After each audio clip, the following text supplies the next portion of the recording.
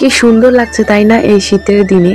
যদিও ঠান্ডাটা অনেক সময় অনেক ক্লান্ত করে ফেলে, তবুও যেন এই সুন্দর দৃশ্যটা আমার খুব ভালো লাগছিল এই রাস্তাটার দিকে যাওয়ার সময়। হ্যালো এভরিওয়ান, কেমন আছেন আপনারা সবাই? শুভ সকাল। আজকে বাবা বাড়ি যাওয়ার সময় ব্লগটা শুরু করছি। আর শুভ তো আগেই চলে গেছে, আজকে নয়, মানে আজকে থাকলে দুদিন হবে। তো ওকে আনার জন্যই যাচ্ছি। অ্যাকচুয়ালি সকালে বেরিয়েছিলাম, বিকালের দিকে আর বেরোলাম না, কারণ ওখানে গিয়ে আমি ভাবছি কিছু লাকড়িগুলো কাটবো, কারণ নিয়ে আসতে হবে। গ্যাস কোন দিন শেষ হবে সেটা আর ঠিক নেই। যেগুলো ছিল সেগুলো তো নতুন উনুন পেয়ে জ্বালিয়ে দিয়েছি, আর ঘরে একটাও নেই। তো সেখানেই যাচ্ছি। সকাল থেকে ব্লগটা শুরু করার সময় পাইনি, সময় না মানে সময় ছিল, আমি নিজের ইচ্ছাকৃতভাবে পরে করব করে আর করা হলো না। তো চলুন যাচ্ছি, এই যে ফাঁকা রাস্তা। ও চলুন যাওয়া যাক। ব্লগটা নাহলে বেশি বকবক করে অনেক বড় হয়ে যাবে।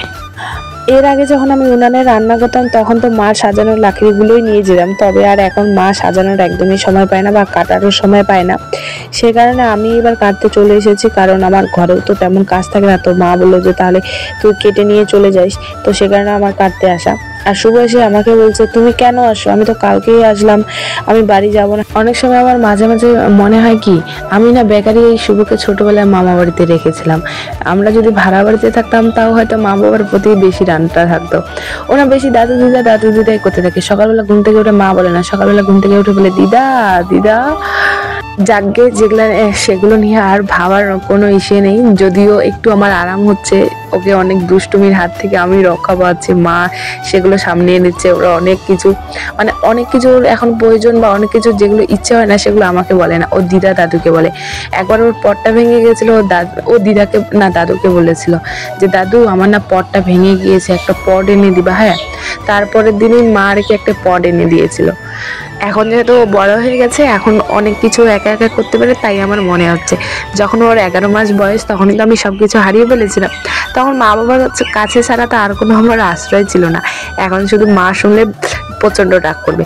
তখন তো খুব ছোট ছিল, এখন মানুষ করে দিয়েছি তাই তো এরকম মনে হচ্ছে না। যাকে অনেক কিছু তারা আমাকে উপকার করেছে জানেন। তারপর ওইদিকে কেটেছি, আরো পরে আসবো, যাবো যাচ্ছি এবার। জল খাইতে পারি। পায়ের অবস্থা কি হয়ে গেছে। ওকে কি শাক তুলতে নিয়ে যাবো নাকি? চলো আগে শাকটা তুলে আসি তাড়াতাড়ি, লাকড়িগুলাও তো আনতে হবে। চলো, হ্যাঁ বাড়ি নিয়ে যাবো, আসো। ও এখন এখানে থাক, দেখ কি কামড়ায় খায়।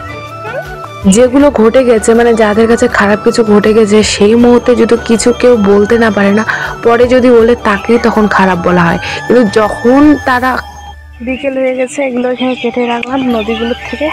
ধনিয়া পাতাগুলো তোলা হয়েছে, হাটে নিয়ে চেপে বাবা।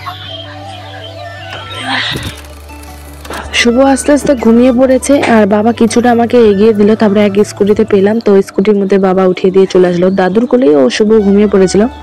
আসলে যখন খারাপ কিছু কেউ করে বা খারাপ কিছু যখন ঘটে যায় সেই মুহূর্তে যদি প্রতিবাদ করতে না পারা যায় না, পরে কাজের মাধ্যমে দেখিয়ে দিতে হয়। যত মুখ নাড়াবেন দেখবেন তত বেশি আপনি খারাপ হবেন। মানে যারা আপনাকে খারাপ করে ফেলেছে বা খারাপ পরিস্থিতি দিয়ে ফেলেছে বা আপনার সাথে খারাপ কিছু তারা ঘটিয়ে দিয়েছে, তো তাদের কাছে না মুখ পরে সাথে সাথে যদি প্রতিবাদ করতে না পারেন তাহলে পরে সেই সবগুলো না প্রতিবাদ করতে যাবেন না, দেখবেন তখন না নিজেকেই খারাপ প্রমাণিত করবেন। অনেকেই মানুষ বলবে যে আপনি খারাপ, যে মুখ নাড়াবেন সেখানে যেন কাজের মাধ্যমে অনেক কিছু প্রতিবাদও করা যায়। তো সেটা এখন আমি না ভালো করে বুঝিয়ে গিয়েছি বা সেটাই আমি চেষ্টা করছি। তো আমার এক পার্সেল এসেছিল, তো আমি কাকিমার কাছে এক টাকা দিয়ে গেছিলাম। এটা আমি ফ্লিপকার্ট থেকে অর্ডার করেছিলাম।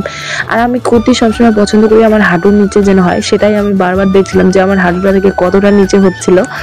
যদি লেগিংস প্যান্ট পরা হয় না তাহলে হাঁটুর উপরে কুর্তিটা থাকলে একদমই ভালো লাগে না। এমনিতে আমি দিন দিন মোটা হয়ে যাচ্ছি, বেশিরভাগ আমার ভুঁড়ি প্রচন্ড খারাপ লাগে, সে কারণে আমার ভুঁড়িটাও দেখি দিন দিন আবার বেশি হয়ে যাচ্ছে। আর আমার বারবারই একটা সাইজ আমি বড় নিই, কারণ এর আগে আমি যতগুলো অর্ডার করেছিলাম সেগুলো আমি পরতে পারিনি। তো চলুন আজ এখানে বিদায় নিই, সবাই ভালো থাকবেন, সুস্থ থাকবেন।